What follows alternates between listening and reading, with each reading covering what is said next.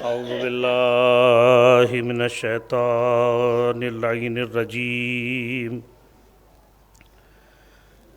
بسم اللہ الرحمن الرحیم الحمد للہ رب العالمین الصلاۃ والسلام علی اشرف الانبیاء والمرسلین مولانا و مقتدانا و ہادینا ابی القاسم محمد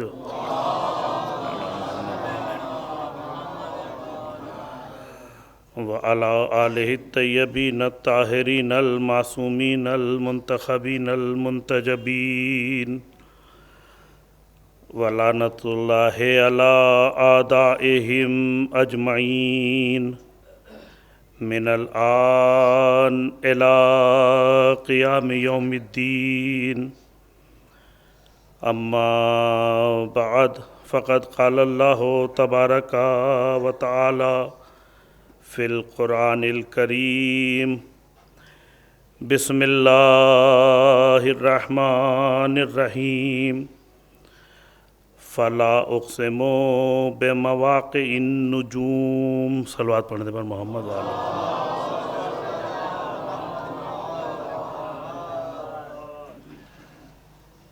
عزیزان گرامی قدر، سورہ مبارکہ واقعہ کی یہ 75ویں آیت ہے،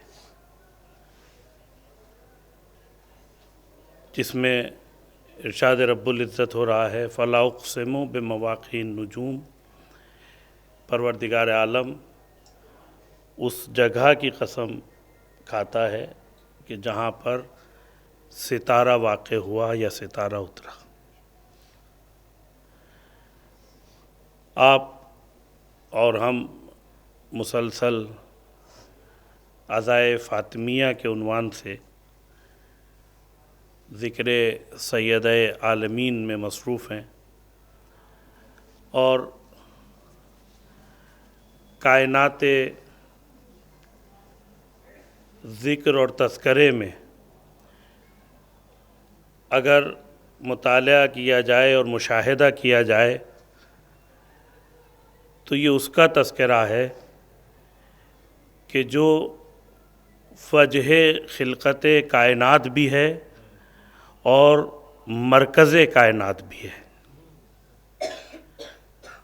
جس کا نام تو فاطمہ ہے مگر لقب رضیہ بھی ہے، مرضیہ بھی ہے، زکیہ بھی ہے، بتول بھی ہے، عذرا بھی ہے اور محدثہ بھی ہے۔ کائنات بشریت اس بات کی گواہ اور شاہد ہے کہ اللہ نے جس مخلوق کو خلق کیا، جن انسانوں کو بنایا، انہیں بنانے کے بعد عبث اور بیکار نہیں چھوڑ دیا۔ جسے پیدا کیا اس کے پیدا کرنے کا ایک مقصد رکھا، جنہیں بنایا انہیں ایک ہدف دے کر بھیجا۔ اللہ کا کوئی کام نہ عبث ہوتا ہے نہ بیکار ہوتا ہے، پروردگار کا کوئی کام نہ عبث ہوتا ہے اور نہ بیکار ہوتا ہے۔ وہ خالق کائنات زمین کے ذرے ذرے سے لے کر آسمان وجود میں پائی جانے والی ہر شے کو کسی مقصد کے تحت ہی خلق کرتا ہے۔ آپ کی نگاہیں شمال میں اٹھ جائیں یا جنوب میں جائیں، آپ جس طرف دیکھتے چلے جائیں گے اللہ کی نعمتوں کا وجود اپنے مقصد کے ساتھ نظر آئے گا۔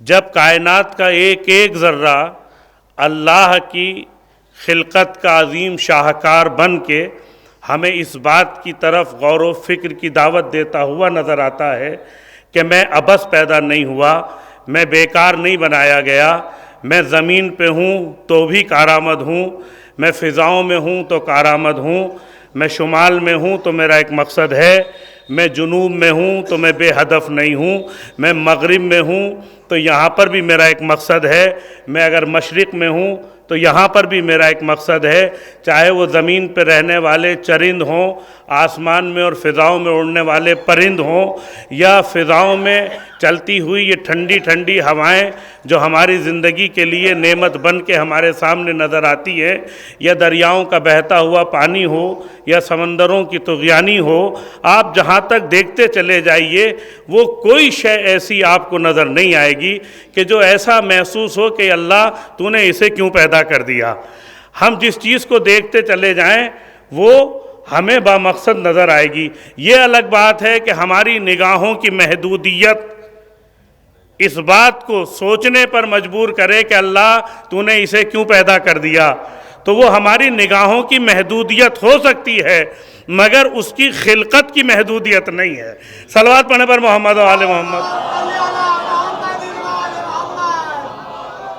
اب میں چاہتا ہوں کہ اپنی اسی تمہیدی گفتگو کے درمیان اور آغاز کلام میں ہی ایک دو زحمتیں آپ کو دے دوں تاکہ مجھے بار بار پھر بیچ میں آپ کو زحمت نہ دینا پڑے۔ تو آپ ایک مرتبہ صلوات پڑھیں اندر والے، اور جو باہر جوان بیٹھے ہیں وہ بغیر تکلف اندر آ جائیں، میں نام لے کے بلاؤں اس سے پہلے آ جائیں۔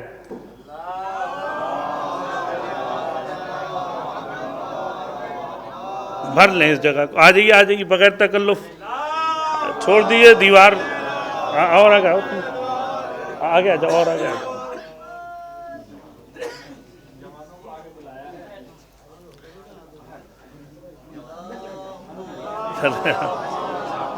بیٹھو آ جاؤ۔ دیکھیں یہ والی جگہ تو بغیر ذاکر کو بلائے خود ہی بھر لیا کریں۔ اور ابھی میں کل کی مجلس میں تو میں مولانا سے بھی معذرت چاہتا ہوں، تھوڑی سی طبیعت ناساز تھی۔ گزشتہ روز جو مجلس تھی جب میں اس میں آیا تھا تو دو مجلسیں بیک وقت چل رہی تھیں اور دونوں شباب پہ تھیں ماشاءاللہ، اور دونوں میں بھرپور مجمع تھا۔ جتنے لوگ امام بارگاہ کے اندر تھے اتنے ہی لوگ ماشاءاللہ چوک میں بھی نظر آ رہے تھے۔ دیکھیں یہ ذکر سیدہ ہے، اس کے لیے توفیق شرط ہے، غور فرمائیے گا۔ یہ ذکر فاطمہ زہرا سلام اللہ علیہا ہے، اس کے لیے توفیق شرط ہے۔ آپ گھر سے اٹھ کر چوک تک آ سکتے ہیں تو اس کا مطلب یہ ہے کہ ادھر سے پابندی نہیں ہے۔ اب یہ آپ کی اپنی توفیق اور شرف کی بات ہے کہ گھر سے ہم چوک تک تو آ سکتے ہیں، چوک سے فرش تک نہیں آئے، تو چوک تک آ جانا آپ کے اختیار کی بات ہے، لیکن فرش پہ لا کے بٹھا دینا یہ توفیق اگر ہے تو ہی انہی کو نصیب ہوتی ہے کہ جنہیں اللہ نے یہ توفیق عطا کی ہے کہ وہ ذکر میں شریک ہوں۔ اس لیے کہ ثواب فرش پہ بیٹھنے کا ہے، آپ فرش پہ بیٹھیں گے عرش پر تو یہ خود بٹھا دیں گی۔ صلوات بر محمد و آل محمد۔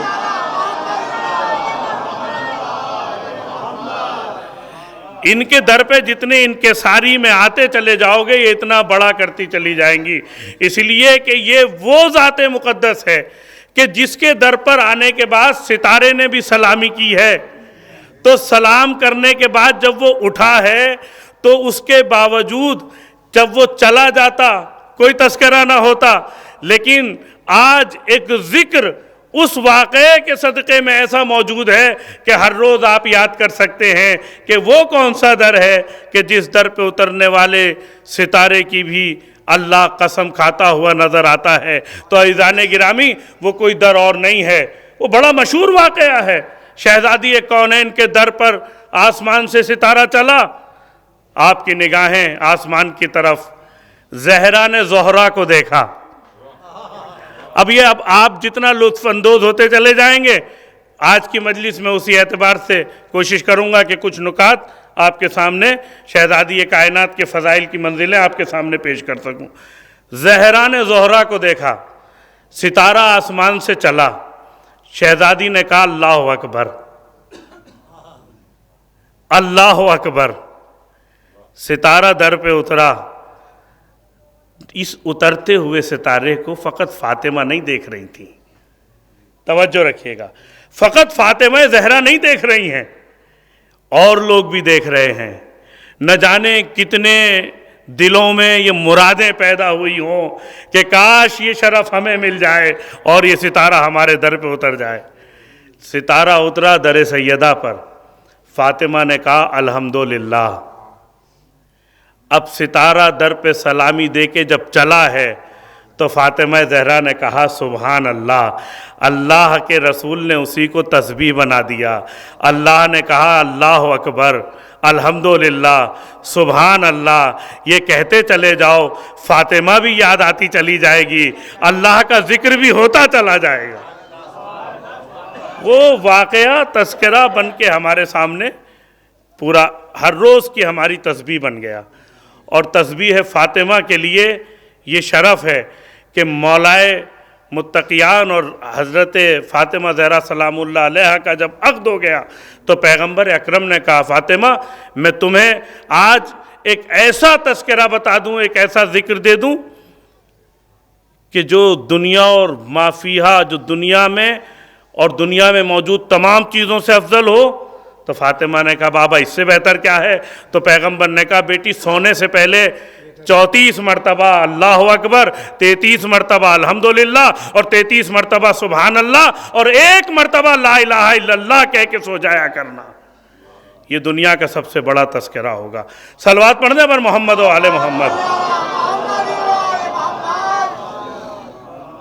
آج ہم جس ذکر کے لیے جمع ہوئے ہیں، جس کائنات کی عظیم بیوی کا تذکرہ ہے، وہ کائنات کی وہ مخلوق ہے کہ جس کے لیے خود حدیث قدسی میں ارشاد ہوا، پیغمبر اکرم کے لیے ارشاد ہوا لولاک لما خلقت الافلاق، اے میرے پیغمبر اگر تمہیں پیدا کرنا نہ ہوتا تو میں کائنات میں کوئی شے پیدا نہیں کرتا، میں کائنات میں کسی شے کا وجود لاتا ہی نہیں، کسی شے کو عالم وجود میں نہیں لاتا اگر مجھے آپ کو پیدا کرنا مقصود نہ ہوتا۔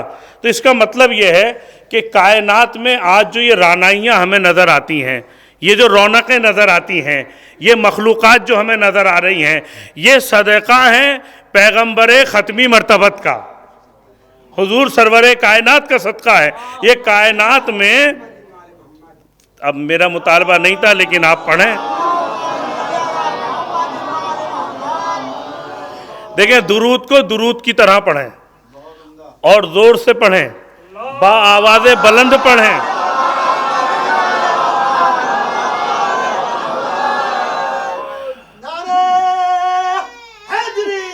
یا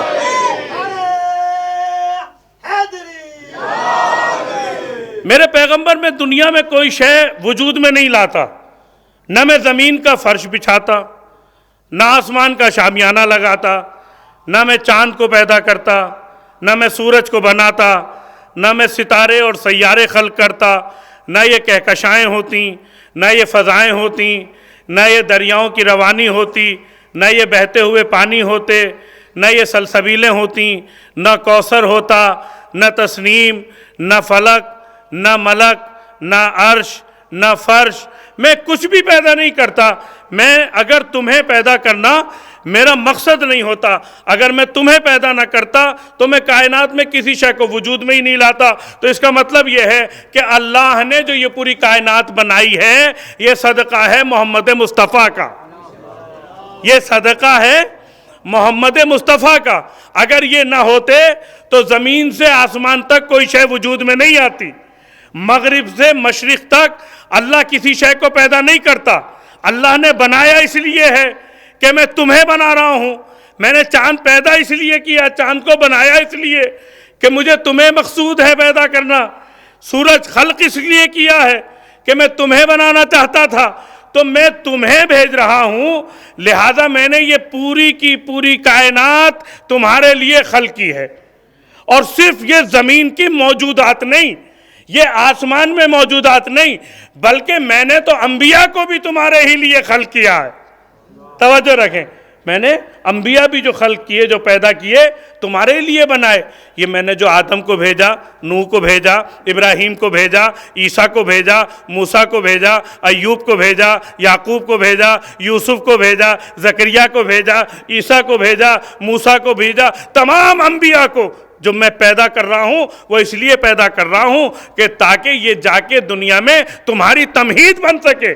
1,23,999 انبیاء کو بھیجنے والا پروردگار یہ بتا رہا ہے کہ کائنات میں کچھ بھی نہ ہوتا اگر تمہیں بھیجنا مقصد نہ ہوتا۔ توجہ رکھیے گا، اگر تمہیں پیدا کرنا نہ ہوتا میں نبیوں کو نہ بھیجتا، اگر تمہیں بھیجنا نہ ہوتا تو اللہ نے زمین کو بنایا استقبال محمد میں۔ توجہ رکھیں جان گرامی، استقبال محمد میں انبیاء کو بھیجا تمہید محمد میں۔ توجہ رکھیے گا، انبیاء کو بھیجا تمہید محمدی بنا کر۔ تو اگر تمہیں بھیجنا نہ ہوتا تو نہ آدم آتے، نہ نوح آتے، نہ ابراہیم آتے۔ بھئی یہی تو مقصد تھا۔ جسے سب سے پہلے بنایا تھا اسے سب سے آخر میں بھیج رہا ہے، اور جنہیں آخر میں بھیج رہا تھا انہیں اس سے پہلے بھیج دیا۔ بھیجنے کا مقصد ہی یہ تھا، آدم جاؤ زمین کو سجاؤ، میرا محمد آ رہا ہے۔ نوح جاؤ زمین کو سنوارو، میرا محمد آ رہا ہے۔ یوسف جاؤ اپنے حسن کے جلوے بکھیرو، اس لیے کہ میرا محمد آ رہا ہے۔ ایوب جاؤ زمین کو صبر سے بھر دو، اس لیے کہ میرا محمد آئے گا۔ عیسیٰ جاؤ زمین پر زہد پھیلا دو، اس لیے کہ میرا محمد آئے گا۔ عزیزان گرامی، حدیث قدسی اگر یہیں پہ ختم ہو جائے، اگر اسی منزل پہ ٹھہر جائے تو پتہ چلے گا کہ کائنات خلق نہ ہوتی اگر محمد نہ ہوتے۔ حدیث قدسی آگے بڑھی، لولا کا لما خلقت الافلاک، اے میرے پیغمبر اگر تمہیں پیدا کرنا نہ ہوتا تو افلاک کو نہ بناتا، زمین کو نہ بناتا، آسمان کو نہ بناتا۔ لیکن آگے بڑھی، لولا علی لما خلقتو کا، اے میرے پیغمبر اگر تمہیں پیدا کرا ہے میں نے تو وہ علی کے لیے۔ توجہ رکھیے گا، اگر تمہیں جس طرح کہ لولا کا لما خلقت الافلاک، اگر تمہیں پیدا کرنا نہ ہوتا تو میں کائنات کو نہ بناتا، اسی طرح لولا علی لما خلقتو کا، اگر علی کو پیدا کرنا نہ ہوتا تو تمہیں نہ بناتا۔ لیکن حدیث قدسیاں نہیں ٹھہری، توجہ رکھیے عزیزان گرامی۔ اس کے بعد فرمایا لولا فاطمہ لما خلقتکما، اگر میں نے فاطمہ کو پیدا کرنا مقصود نہ ہوتا تو نہ تمہیں پیدا کرتا نہ علی کو پیدا کرتا۔ صلوات پڑھ دے بر محمد آل محمد۔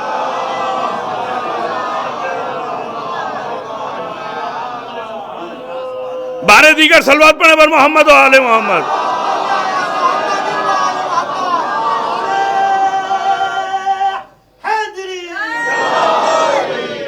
یہ حدیث قدسی ہے۔ تو پتہ یہ چلا کہ جس کے صدقے میں کائنات بنے اسے محمد مصطفیٰ کہا جاتا ہے، اور جس کے توسل میں اس کائنات کا وجود باقی ہے اسے فاطمہ زہرا کہا جاتا ہے۔ فاطمہ زہرا کہا جاتا ہے۔ وجہ خلقت کائنات کو محمد کہتے ہیں اور وجہ بقائے کائنات کو فاطمہ کہتے ہیں۔ اب آپ تھوڑا سا اس منزل پہ بیداری سے ساتھ دیں تو میں کچھ اہم منزلوں کی طرف آگے بڑھنا چاہتا ہوں۔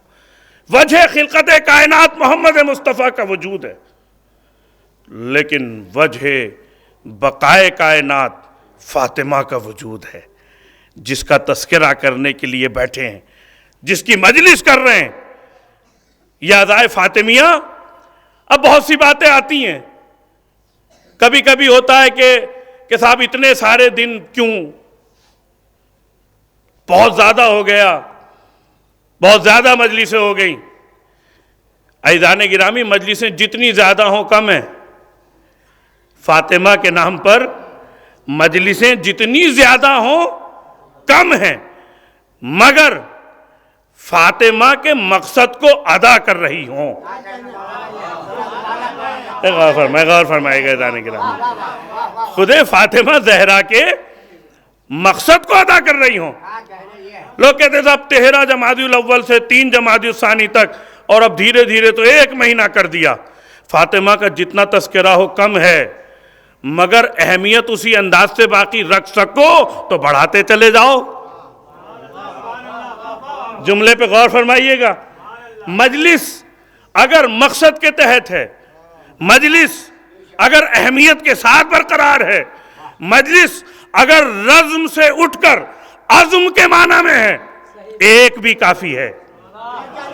اور اگر رسم کے طور پر اسے بھی نبھانے لگے تو 30 دن کیا 30 سال بھی کرتے رہو تو بھی کوئی فائدہ. لوگ کہتے ہیں صاحب 5 ہو گئیں، 10 ہو گئیں، عشرہ ہو گیا، 1 مہینہ ہو گیا مسلسل.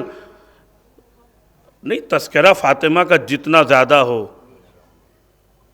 اس لیے کہ یہ وہ ذکر ہے جو جتنا حق تھا اتنا ادا نہیں ہو سکا. یہ اعتراف کرنا چاہیے، ہمارے علماء کو بھی کرنا چاہیے، مومنین کو بھی کرنا چاہیے، ذاکرین کو بھی کرنا چاہیے. مگر اب میں ایک تھوڑا کڑوا سا جملہ ہے جو کہنا چاہتا ہوں، ذاکرین کو بھی کرنا چاہیے، مگر نیت اور نیتی کو دیکھتے ہوئے آگے بڑھیں. مومنین بھی ذاکرین بھی. مومنین کا مقصد ہے ذکر سیدہ آگے بڑھے، اور کچھ پروفیشنل ہمارے ہی لوگ اگر اسے اس لیے آگے بڑھا رہے ہیں میرے پاس ٹائم نہیں ہے، آپ 5 دن بعد رکھ لیجئے، 6 دن بعد رکھ لیجئے، تو اس کا مطلب یہ ہے کہ معاملہ نیت اور نیتی کا ہے. نیت پر غور کرنے کی ضرورت ہے، عمل اپنی جگہ پر ہے، نیت اور مقصد دیکھنا ہے. مومنین کا مقصد عزائے فاطمیہ میں بالکل صاف ہے، لیکن ہمارے ذاکرین کا مقصد بھی بالکل صاف ہے. اور میں تو کہتا ہوں اگر امتحان کرنا ہے کہ یہ سیدہ عالمین حضرت فاطمہ زہرا کے اس ذکر کے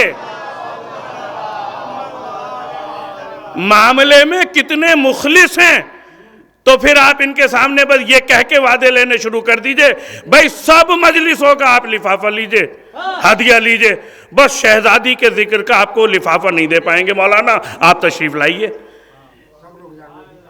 یہ جو 1 مہینے تک کا کہہ رہے ہیں نا مجھ پہ ٹائم نہیں ہے، آپ اگلے ہفتے بھی رکھ لیجئے، آپ 10 جمادی الثانی کو رکھ لیجئے، یہ سب میدان سے غائب ہوتے ہوئے نظر آ جائیں گے.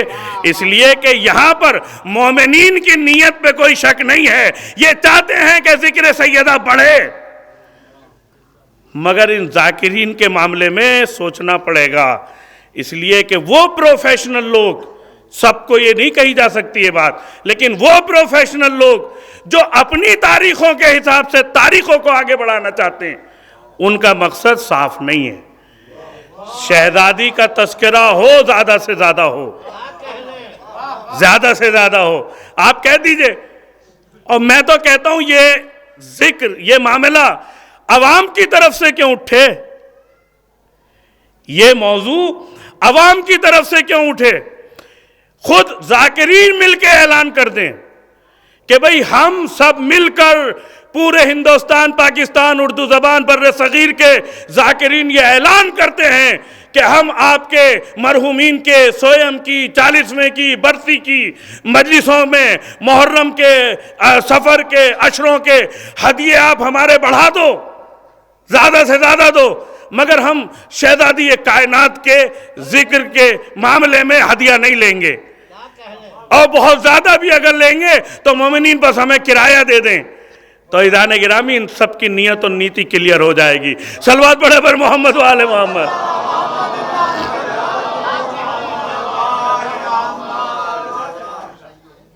یہ بڑا مسئلہ ہے اس وقت. اب لوگ ہم سے کہتے صاحب اتنے بڑھا دیے، اتنے زیادہ دن کے کر دیے. بھئی میں کہتا ہوں کہ فاطمہ اس کی ہم پلہ ہیں، فاطمہ اس کی ہم پلہ ہیں جس کے لیے کہا گیا ہے کہ اس کا تذکرہ اور اس کے فضائل اگر سارے سمندر روشنائی بن جائیں، سارے کے سارے درخت قلم بن جائیں، اور سارے جن و انس مل کر لکھنا شروع کریں تو علی کے فضائل ختم نہیں ہو سکتے، ختم نہیں ہو سکتے. فاطمہ اسی کا کفو ہیں، اسی کی برابر ہیں، اسی کی ہم پلہ ہیں، اسی کی ہمسر ہیں. جب علی کا تذکرہ اتنا لامحدود ہے تو فاطمہ کا ذکر بھی علی سے کم نہیں ہے. صلوات پڑھ زبر محمد و آل محمد.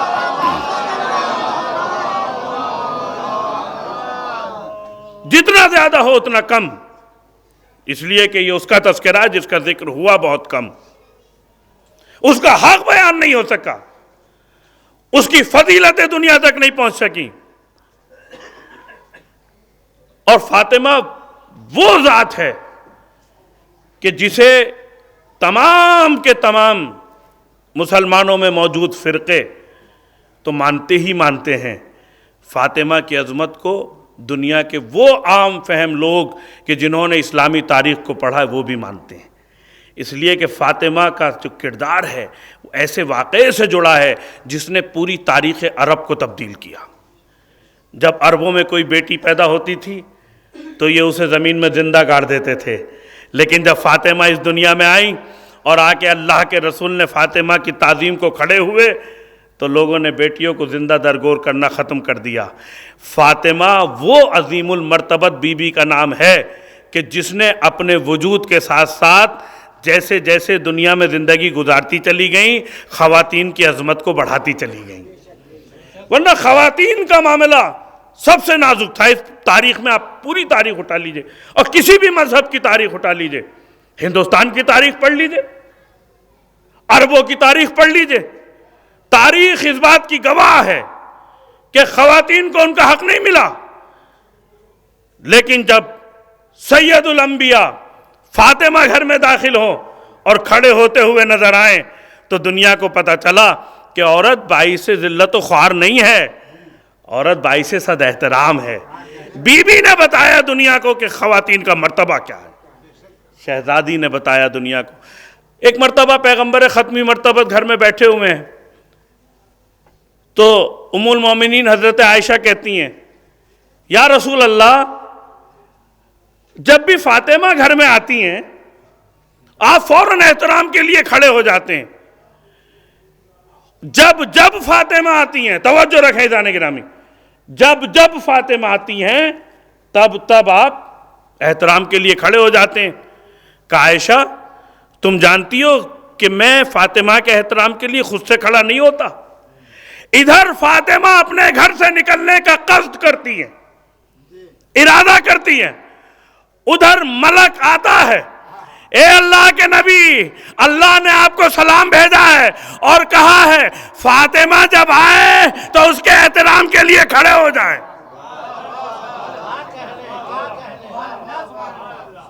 اب آپ کی سبحان اللہ سے اندازہ ہو رہا ہے کہ 10 منٹ کے بعد میں رخ کو تبدیل کر دوں، تو ایک صلوات پڑھے پر محمد آل محمد۔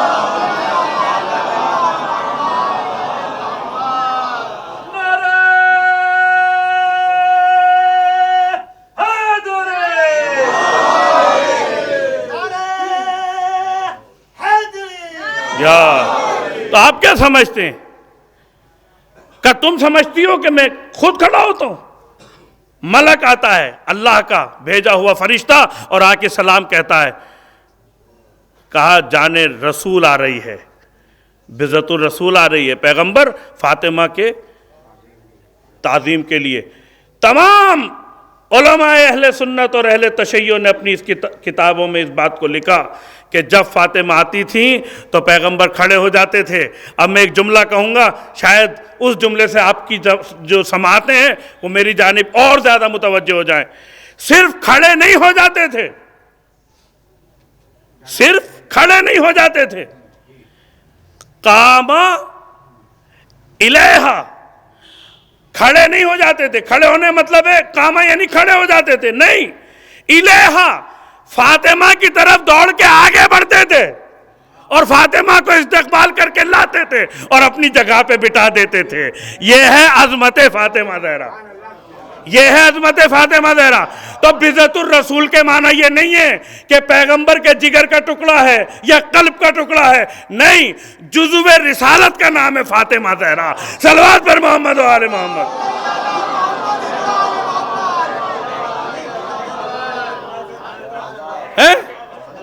کار رسالت کی شریک کا نام ہے فاطمہ، نبوت کی شریک کا نام ہے فاطمہ۔ در پہ آ رہے ہیں سلام کہہ رہے ہیں، یہ نہیں کہہ رہے فاطمہ تم پر میرا سلام، علی تم پر میرا سلام، اے میرے اہل بیت تم پر میرا سلام، نہیں، السلام علیکم یا اہل بیت النبوہ، اے نبوت کے اہل بیت تم پر میرا سلام، نبوت کے اہل بیت تم پر میرا سلام ہو۔ تو عزیزان گرامی، یہ عظمت فاطمہ زہرا ہے کہ جسے اللہ کے رسول نے ایک مرتبہ نہیں، متعدد مواقع پر، متعدد موقعوں پر اللہ کے نبی نے پہچانوایا ہے۔ ابھی اس مہینے کے بعد اگلا مہینہ آئے گا، رجب کا مہینہ ہوگا، بعثت کا مہینہ ہوگا، معراج کی گفتگو ہوگی، سارے مسلمان معراج منائیں گے۔ یہ معراج ہے کیا؟ معراج میں ہوا کیا ہے؟ جب اللہ کا نبی مسجد الحرام سے مسجد اقصیٰ نکلے ہیں، ایک منزل، اب یہ قرآن کریم کی لفظیں ہیں، سبحان الذی اسریٰ بعبدہ لیلا من المسجد الحرام الی المسجد الاقصیٰ، پاک و منزہ ہے وہ ذات کہ جو لے گئی اپنے بندے کو راتوں رات مسجد حرام سے مسجد اقصیٰ، اور مسجد اقصیٰ کے بعد اس کے بعد پھر معراج کی منزلیں، کعبہ قوسین کی منزلیں، یہ معراج کی منزلیں۔ ابھی تو مسلمان کعبہ قوسین تک کی بات اس لیے نہیں کرتا کہ وہ ابھی عبد کے معاملے میں ہی پھنسا ہوا ہے، توجہ رکھیے گا، ابھی عبد سے آگے نہیں بڑھ سکا مسلمان۔ کیوں؟ اس لیے کہ بہت سے لوگ کہتے ہیں کہ صاحب جو معراج تھی یہ جسمانی معراج تو تھی نہیں، خواب میں دیکھا تھا کہ وہ آسمان پہ گئے ہیں، لیکن اللہ نے قرآن میں پہلے ہی مسئلہ حل کر دیا تھا کہ یہ جسمانی معراج ہے، اور ہم نے جو لفظ استعمال کیا ہے وہ ہے عبد، سبحان الذی اسریٰ بعبدہ، کہ جو اپنے بندے کو لے گیا رات کی اس عظیم تاریکی میں۔ بندے کا مطلب ہوتا ہے، عبد کا مطلب ہوتا ہے روح اور جسم۔ صاحبان علم ہے، ارباب فہم ہے، توجہ رکھیے گا، عبد کے معنی یہ نہیں ہے کہ فقط جسم اور نہ فقط روح، روح اور جسم کے امتزاج کو عبد کہا جاتا ہے، اور یہ گئے نہیں ہیں، لے جایا گیا ہے۔ اور جب پہنچے ہیں تو جو معراج کی منزلوں میں واقعہ پیش آیا، اس نے پورے عالم بشریت کو بتایا کہ فاطمہ کی عظمت کیا ہے۔ وہاں اللہ کے رسول پہنچے، جنت کی منزلیں طے کی ہیں، کعبہ قوسین کی منزلوں میں کلام ہونا شروع ہوا۔ اللہ تو لا محدود ہے، لا مکان ہے، اپنی اس کی زبان نہیں، اللہ اپنی زبان سے بولتا نہیں، جب گفتگو ہوگی تو کسی زبان کی ضرورت ہوگی، تو اللہ نے جو وہاں لہجہ استعمال کیا وہ لہجہ تھا علی کا، اور جب چلے تو اللہ نے اپنے حبیب کو تحفہ اور ہدیہ دے کر بھیجا، اور وہ ہدیہ تھی فاطمہ زہرا۔ توجہ رکھیں، وہ ہدیہ ہے فاطمہ زہرا سلام اللہ علیہا۔ جب معراج کی منزلوں میں ہیں تو اب پروردگار نے کہا میرے حبیب بما اشرفو کا، بتا میں تجھے کیا عطا کروں، میرے پیغمبر میں تجھے کیا دوں؟ تو میں نے اپنی جو تمہیدی گفتگو ہے اسی لیے وہاں پر اس بات کا تذکرہ کیا تھا کہ اللہ نے زمین میں جو کچھ بنایا ہے وہ سب اپنے پیغمبر کے لیے بنایا، اپنے نبی کے لیے بنایا۔ تو اب مجھے بتا دو آپ کہ جسے سب کچھ دے چکا ہے اور سب کچھ جس کے صدقے میں بنایا ہے، اب وہ دے گا کیا؟ اب کچھ تو ایسا ہونا چاہیے کہ جو پروردگار عطا کرے گا، جو دے گا۔ یہاں مسئلہ عطا کا نہیں ہے، اس کی عطا کا معاملہ بڑا وسیع ہے، اور ان کے پاس پہلے سے سب کچھ موجود ہے، تو جو سب کچھ ہونے کے باوجود سب کچھ بن کے آئے اسے فاطمہ زہرا کہا جاتا۔ تو اللہ کے پیغمبر نے کہا کہ میرے حبیب میں تجھے فاطمہ زہرا عطا کر رہا ہوں۔ اب ایک تاریخ کا ایک بڑا حسین سا ٹکڑا ہے اسے، اور اسی توجہ کے ساتھ غور فرما لیجیے گا۔ ایک جنگ کے موقع پر دشمنان اسلام نے، کفار قریش نے ایک جگہ کھڑے ہو کے کہا کہ پیغمبر کے یہاں کوئی بیٹا تو ہے نہیں، بیٹا تو ہے نہیں، لہذا اب ان سے جنگ کرنے سے کوئی فائدہ نہیں ہے۔ بھائی توجہ رکھیں عزیزان گرامی، جنگ سے تو کوئی فائدہ ہے نہیں، کہ جنگ سے کوئی فائدہ اس لیے نہیں ہے، کیا فائدہ ہے خون خرابہ کرنے سے؟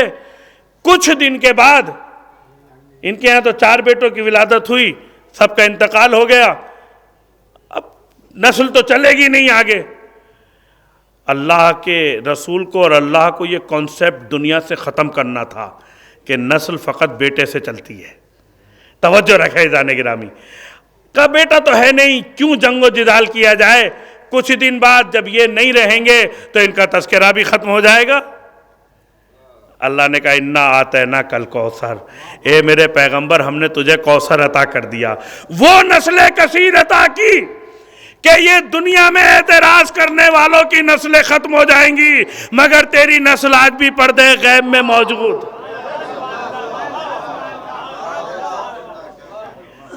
آج بھی فاطمہ کی نسل پردے غیب میں ہے، تو ہم نے کوثر عطا کر دیا۔ یہ کوثر کیا ہے؟ کہا یہی فاطمہ زہرا ہے۔ اس کا ترجمہ کیا ہے؟ اب دشمن ابتر ہو گیا، اس لیے کہ قرآن کا وعدہ انا آتینا کل کوثر فصلی لربک ونہر انا شانئک، اور آپ کے دشمن ابتر ہوں گے۔ تو قرآن نے جنہیں ابتر کہا وہ گھروں میں بیٹھے ہیں، جنہیں کوثر کہا وہ فرش پہ بیٹھ کے فاطمہ کا ذکر کر رہے ہیں۔ صلوات بر محمد و آل محمد۔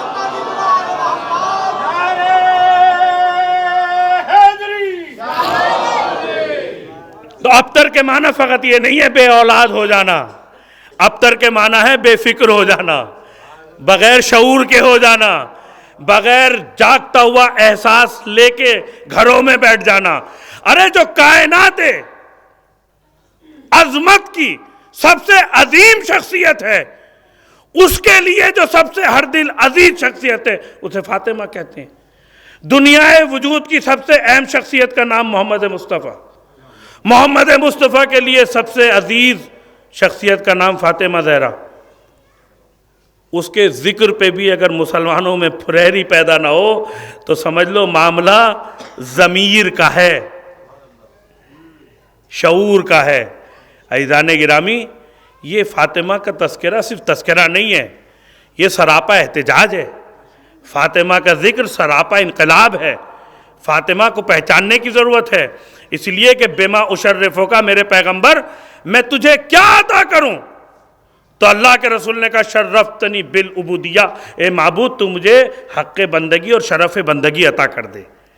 شرف بندگی کا مطالبہ بتا رہا ہے کہ اللہ کے پیغمبر ہماری فکروں کو معراج پہ دیکھنا چاہتے ہیں، اس لیے وہ خود صاحب معراج پیغمبر ہے۔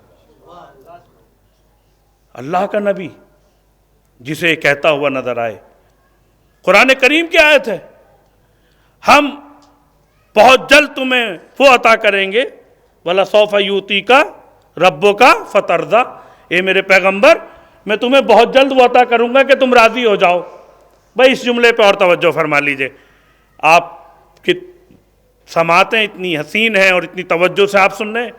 قرآن کریم وَلَسَوْفَ يُؤْتِيكَ رَبُّكَ فَتَرْضَىٰ، اے میرے پیغمبر بہت جلد میں تجھے وہ عطا کروں گا کہ جس سے تو راضی ہو جائے۔ یہ رضایت کا معاملہ بڑا سخت ہے اور بڑا اہم بھی ہے۔ میرے پیغمبر آپ راضی ہو جائیں، مسئلہ عطائے پروردگار کا نہیں ہے۔ توجہ رکھیں، بس چند لمحے میرے سے آپ مجھ سے پوری طریقے سے متوجہ ہو جائیں، اس لیے کہ تھوڑا نازک سا مسئلہ ہے۔ اے میرے پیغمبر وہ عطا کروں گا کہ تم راضی ہو جاؤ، معاملہ عطا کا نہیں ہے، رضائے مصطفیٰ کا ہے۔ اس لیے کہ اس کی عطا میں تو کوئی کمی ہے نہیں، جو چاہے عطا کر دے، اور سب کچھ تو دے ہی چکا ہے، اب دے گا کیا؟ آپ راضی ہو جائیں تو اس کا مطلب یہ ہے کہ خزانہ قدرت میں ساری کائنات ہونے کے باوجود ایک شے بھی ایسی باقی تھی کہ جس پہ خود اللہ اپنے نبی کی رضا چاہتا ہے۔ توجہ، خود اپنے نبی کی چاہتا ہے رضا مل جائے۔ اور فاطمہ زہرا کے دو لقب ہیں، ایک ہے راضیہ، ایک ہے مرضیہ۔ راضیہ کا مطلب ہے اللہ جس سے راضی ہو جائے، اور جس سے اللہ جس سے رضایت کا مطالبہ ہو، راضیہ۔ اور مرضیہ وہ، راضیہ وہ کہ جس سے اللہ رضایت کا طلبگار ہو، اور مرضیہ وہ کہ جس سے خود پروردگار چاہے کہ یہ مجھ سے راضی ہو جائے۔ راضیہ اور مرضیہ۔ کب میرے پیغمبر وہ عطا کروں گا کہ جس سے آپ راضی ہو جائیں، تو عطا تو سب ہو چکا، اب بچا کیا ہے؟ بس قرآن کی ان لفظوں پہ غور فرما لیجیے گا. جو قرآن کریم نے یہاں پہ لفظ استعمال کیا ہے وہی مجلس کا نقطہ ہے. وَلَسَوْفَ يُعْطِيكَ، وہ عطا کروں گا کہ تو راضی ہو جائے. تو پھر عطا کیا کیا؟ اِنَّا آتَيْنَاكَ الْكَوْثَرَ، وہی لفظ استعمال کیا، اِنَّا آتَيْنَاكَ الْكَوْثَرَ، میں تجھے کوثر عطا کروں گا، فاطمہ عطا کروں گا کہ تو راضی ہو جائے. سارے دنیا کے فرقوں کی، مسلمانوں کی جد و جہد، کوششیں، کاوشیں بس یہی ہیں کہ اللہ ہم سے راضی ہو جائے، اللہ ہم سے راضی ہو جائے. اور اللہ ہے جو کہتا ہے کہ یہ راضیہ ہے، یہ مرضیہ ہے. میرے پیغمبر میں چاہتا ہوں تو مجھ سے راضی ہو جائے، فاطمہ میں چاہتا ہوں تو مجھ سے راضی ہو جائے. اور فقط نبی کا، باپ کا اور بیٹی کا معاملہ نہیں ہے، بلکہ نواسے کے لیے بھی کہا راضیتم مرضیہ، اے میرے حسین پلٹ اپنے رب کی طرف، تیرا رب تجھ سے راضی ہو گیا. تو یہ پورا مسئلہ، رضایت کا مسئلہ جو ہے یہ ہے سنگین، اس لیے کہ اللہ سے سب چاہتے ہیں اللہ راضی ہو جائے. اللہ جن سے چاہتا ہے کہ تم راضی ہو جاؤ انہیں اہل بیت کہتے ہیں. صلوات پر محمد و آل محمد.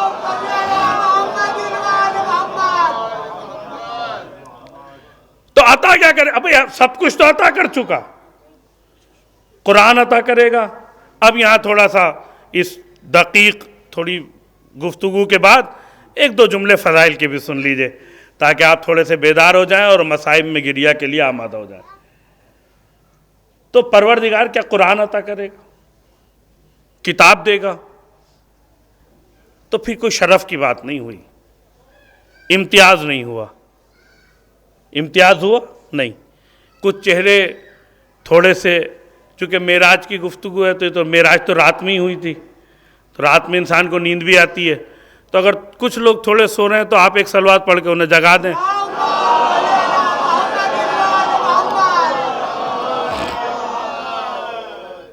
ایک بار اور پڑھ دیں تاکہ جو جاگ رہے ہیں وہ بھی جاگ جائیں. اچھا، اگر قرآن دے گا تو کوئی امتیاز تو نہیں ہوا. کیوں امتیاز کیوں نہیں ہوا مولانا صاحب کا؟ اس لیے کہ اگر آسمانی کتاب دے رہا ہے تو شرف اور امتیاز اس لیے نہیں ہے، فرق اس لیے نہیں ہے کہ یہ تو اللہ نے اور پیغمبروں کو بھی دی ہے، توجہ ہے، دوسرے انبیاء کو بھی دی ہے. توریت، زبور، انجیل، 4 آسمانی کتابیں ہیں. ایک قرآن جو اللہ کے نبی پر نازل ہوا، باقی 3 دوسرے پیغمبروں پر آئیں. تو اس کا مطلب یہ ہے کہ آسمانی کتابیں تو دوسرے انبیاء کو ملی، تو کوئی فرق تو نہیں ہوا. فرق کیسے ہوگا؟ کہ فرق یہ ہے کہ میں نے سب کو کتابیں دی، بلا کر دی. توجہ رکھے ادارے گرامی، تھوڑا سا بیدار ہو جائیں. میں نے انجیل، زبور، توریت جن نبیوں کو دی انہیں بلا کر دی. میرے پیغمبر، میں نے قرآن تجھے ایسے نہیں دیا کہ میں تجھے بلاتا کوہ طور پر اور وہاں قرآن دے دیتا. نہیں میرے پیغمبر، تو جہاں جہاں جاتا رہا میں آیتیں بھیجتا رہا. تو رزم میں تھا تو میں نے آیت رزم میں بھیج دی، تو بزم میں تھا تو میں نے آیت بزم میں بھیجی، تم گھر میں تھے تو آیت گھر میں نازل ہوئی. جہاں جہاں نبی تم جاتے رہے وہاں وہاں قرآن آتا رہا. یہ امتیاز ہے، یہ فرق ہے پیغمبر میں اور دیگر انبیاء میں. تو اللہ کے رسول کتاب لینے نہیں گئے، جو شرف ہوتا، لینے کے لیے نہیں گئے. پیغمبر لینے کے لیے گئے ہیں کچھ چیزیں، توجہ، پیغمبر لینے گئے کچھ چیزیں. ایک خدیجہ کو ان کے گھر سے لینے گئے، باقی ازواج میں کسی کو ان کے گھر سے لینے نہیں گئے. صلوات پڑھے پر محمد آل محمد.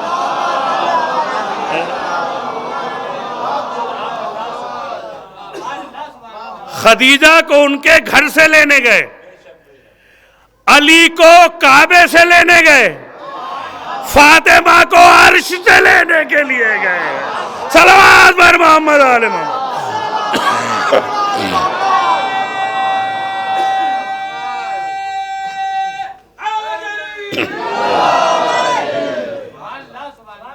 لینے کے لیے نہیں گئے. پھر امتیاز کیا ہو جائے گا؟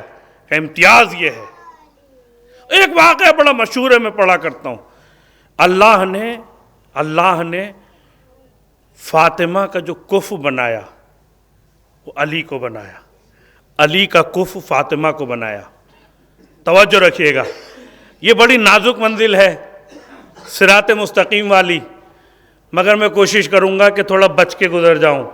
یہ جو کفو کا معاملہ ہے 2 جگہ پہ آیا ہے، قبلہ یہاں موجود ہیں، توجہ رکھیں۔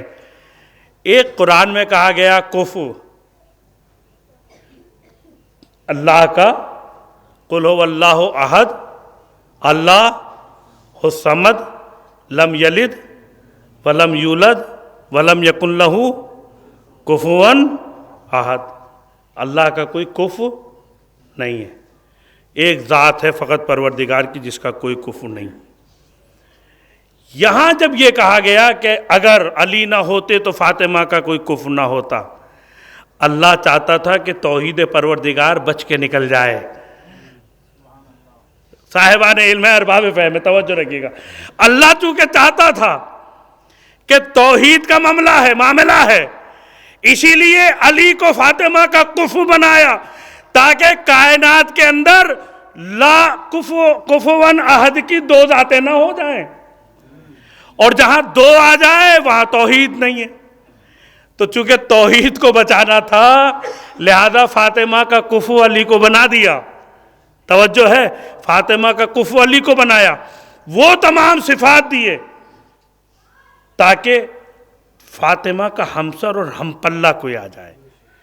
تو علی جیسی عظیم شخصیت کہ جو فاتح خیبر بھی ہے، فاتح خندق بھی ہے، فاتح بدر و حنین بھی ہے، جس کی راتوں کی عبادتیں اللہ کو پسند، جس کا جاگنا پسند، جس کا شب ہجرت سو جانا پسند، جس کی ایک ایک ضربت عبادت ثقلین پہ بھاری، جو ممبر پہ آئے تو سلونی کا دعویٰ کرتا ہوا نظر آئے، اتنے صفات کے حامل شخصیت کے لیے کہا یہ فاطمہ کا کفو ہے۔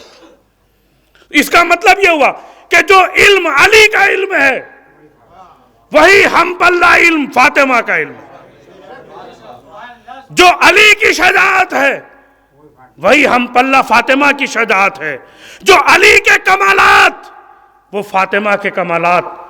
یہ الگ بات ہے کہ تمام معجزات علی کو دکھانے کا موقع دیا گیا، مگر فاطمہ کو چونکہ گھر کی دیواری میں رہنا تھا تو وہ تمام معجزات اور کرامات اور کمالات جو علی نے میدان میں دکھائے وہ فاطمہ نے گھر کی 4 دیواری میں دکھائے۔ علی فاتح خیبر ہے، کہنا بہت آسان، تاریخ گواہ ہے کہ جس وقت خیبر فتح ہوا اور خیبر میں مسلمانوں کو مال غنیمت ملا تو اتنا سونا ملا، اتنا سونا ملا، اتنا سونا ملا کہ مدینے کے بچے اپنے گھروں کے صحن میں، اپنی گلیوں میں سونے کی کنکریوں سے اور ٹکڑوں سے کھیل رہے تھے، گھروں میں گلیوں میں سونے کے ٹکڑوں سے کھیل رہے تھے، جواہرات سے کھیل رہے تھے، اتنا سونا ملا۔ یہ فاتح خیبر علی کا کمال کہ خیبر فتح کر کے تمام عالم اسلام کو ایک لمحے میں کروڑ پتی بنا دیا۔ مگر یہ فاطمہ کا کمال دیکھیں، علی کا کمال یہ ہے کہ خیبر فتح کیا ہے، پورے مسلمانوں کو غنی بنا دیا، اور فاطمہ کا کمال یہ ہے کہ جس محلے میں بچے گلیوں میں سونے کے جواہرات سے کھیل رہے ہوں اسی گھر میں فاطمہ کے یہاں فاقہ ہے۔ مجھے بتائیے گا کہ فاتح خیبر علی ہے مگر مددگار علی کون؟ کمکار علی کون؟ علی گھر میں داخل ہوئے، فاطمہ نے ایک سوال کیا، یا ابا الحسن مبارک ہو مبارک ہو، آپ نے خیبر فتح کیا ہے۔ علی آپ نے خیبر فتح کیا، مبارک۔ علی میں نے دیکھا آج بہت مال غنیمت ملا ہے، جو سردار لشکر ہوتا تھا اس کا حصہ ہوتا تھا ڈبل، جیسے آپ کے حصہ بانٹنے والے کا ڈبل ہوتا ہے دیتے ہیں، حاجی کا حصہ ڈبل ہوتا ہے، دیتے ہیں، دیتے ہیں؟ کربلا سے زیارت کرنے والے کا حصہ ڈبل ہوتا ہے، دیتے ہیں؟ دیتے ہیں؟ نہیں، کچھ لوگ دیتے ہوں گے، کچھ نہیں، لیکن جو نہیں دیتے ہیں وہ سن لیں۔ کس کس کا ڈبل؟ حاجی کا، ذاکر کا، مرثیہ خان کا، نوحہ خان کا۔ اب آپ کہیں گے تو پوری بستی نوحہ خان ہے، سب مرثیہ پڑھتے ہیں، 10-15 لوگ ہیں، اور ڈبل دیتے دیتے پریشان ہو جائیں گے، تو پھر نیت اور نیتی کا معاملہ آ گیا۔ اگر فاطمہ کا تذکرہ ہے اور ہم اسی سے ڈر جائیں کہ بستی میں 10 مرثیہ خان ہیں، 8 ذاکر ہیں، انہیں ڈبل دیں گے تو 100 کی جگہ 200 حصے بانٹنے پڑیں گے، تو جس نے 100 کی توفیق دی ہے وہ 200 کی بھی دیں گی۔ علی تھے سردار لشکر، رشتہ ملنا چاہیے تھا ڈبل۔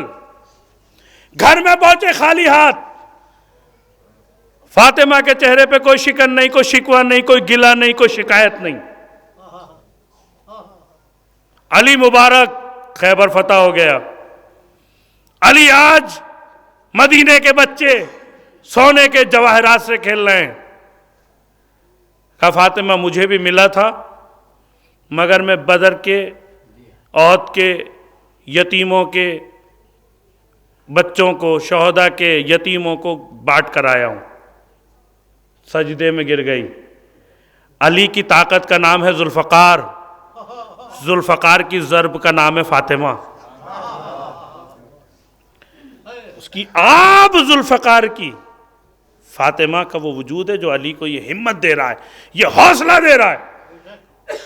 ہمارے اور آپ کے گھر کی خواتین ہوتی تو واہ میاں جی یہ کیا کیا، دنیا کو بانٹا ہے اپنے گھر کا بھی حصہ۔ 4 نان اگر باہر بانٹ کے چلے جاؤ گے نا تو یہ ہوگا واہ، سال بھر میں کچھ دن ہی تو نان گوشت بٹتا ہے، تمہیں 4 ملے ان میں سے بھی باہر بانٹ کے آگئے۔ صلوات پڑھے پر محمد والے محمد۔ لیکن نہیں، فاطمہ نے شکوہ نہیں کیا، سجدے میں چلی گئیں، پروردگار تیرا شکر ہے کہ تو نے علی کے ہاتھوں پہ خیبر فتح کیا۔ اگر فاطمہ وہاں پہ یہ کہہ دے واہ علی آپ نے تو بڑا اچھا کام کیا، گھر میں فاقے ہو رہے ہیں، سونا بٹ رہا ہے اور آپ گھر میں خالی ہاتھ آ رہے ہیں، نہیں، جہاں یہ جملے تصور سے بھی بری ہوں اسی کو فاطمہ زہرا کہا جائے۔ جہاں یہ جملے تصورات میں بھی نہ آ سکیں اسی کو تو فاطمہ کہتے ہیں، اسی کو فاطمہ زہرا کہتے ہیں۔ تو علی کی جو طاقت ہے، خیبر فتح کرنے کی طاقت، وہ زور بازو نہیں ہے، وہ فاطمہ کا وہ حوصلہ ہے۔ اور بڑا عجیب سا ہے کہ اگر کوئی باپ اپنی بیٹی سے یہ سوال کرے، اپنے داماد سے یہ سوال کرے علی تم نے فاطمہ کو کیسا پایا، 100 عیب نکل جاتے ہیں، بارات کے کھانے میں 10 طرح کے عیب نکل جاتے ہیں، نمک زیادہ بتاتے ہیں، چکن فرائی کچا بتاتے ہیں، کباب ملے نہیں، اتنے عیب ڈھونڈنے والے لوگ اگر ان سے پوچھ لیا جائے تو کیا جواب دیں گے؟ لیکن جب علی و فاطمہ کا عقد ہو گیا تو پیغمبر یہ سوال بھی کوئی کر سکتا تھا تو وہ ذات محمدی، جسے اپنی تربیت پہ اتنا فخر ہو اور بھروسہ ہو، علی فاطمہ کو کیسا پایا؟ تو علی کا جواب بھی سن لیجئے کہ یا رسول اللہ میں نے فاطمہ کو اپنی عبادتوں میں مددگار پایا، مددگار پایا۔ یہ کمال ہے فاطمہ کا، جس کے نام کے خود معنی فضائل کا ٹھاٹے مارتا ہوا سمندر ہے، وہ ہے فاطمہ زہرا، جس کا ایک ایک لقب۔ اب بہت سارے سوالات ہیں جو عالم اسلام میں ہیں، اٹھتے ہیں۔ بیٹیوں کا مسئلہ ہے، ہم تو انکار نہیں کرتے کہ بیٹیوں کی تعداد کیا تھی، مگر ہم اتنا ضرور جانتے ہیں صحاح ستہ کی حدیثوں سے بھی اور شیعہ اور اہل سنت کی تاریخ کی کتابوں سے بھی کہ جو فاطمہ تھیں وہ کوئی نہ تھیں، ان کے جیسا کوئی نہیں تھا۔ جو عظمت فاطمہ کی تھی وہ کسی کی نہ تھی، اس لیے کہ فاطمہ زہرا اس منزل کمال پر فائز تھیں کہ اللہ کے رسول کی جنگوں کی سپر بن کے فاطمہ رہیں۔ پیغمبر جا رہے ہیں تو کمر میں پٹکا کون باندھ رہا ہے؟ فاطمہ۔ پیغمبر آ رہے ہیں جنگ سے واپس تو زخموں کو مرہم کون کر رہا ہے؟ فاطمہ۔ یہ کمال ہے کہ باپ اپنی بیٹی کو ماں کہتا ہوا نظر آ رہا ہے۔ میں توجہ رکھے جانے گرامی، اب میں ختم کرنا چاہتا ہوں اپنے مضمون کو۔ فاطمہ تو ام ابیہا، فاطمہ اپنے باپ کی ماں ہے۔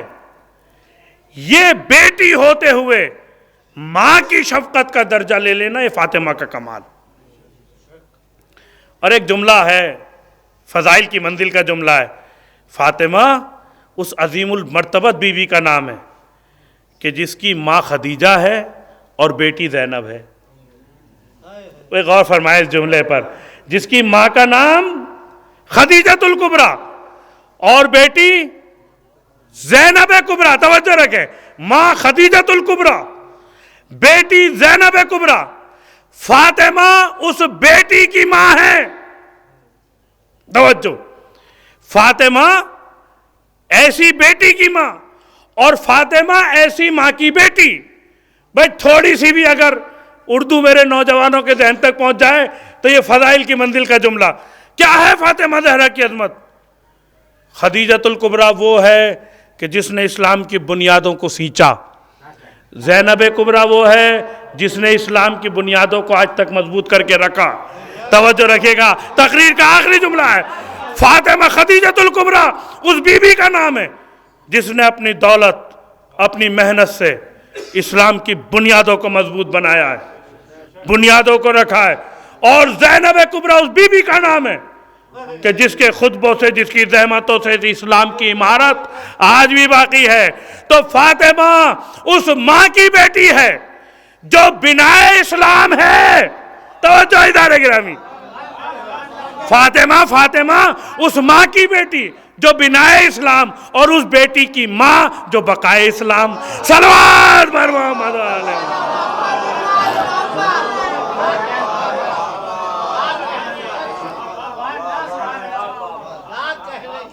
اس ماں کی بیٹی ہے کہ جس نے پیغمبر کو ہر طریقے سے مدد کی ہے۔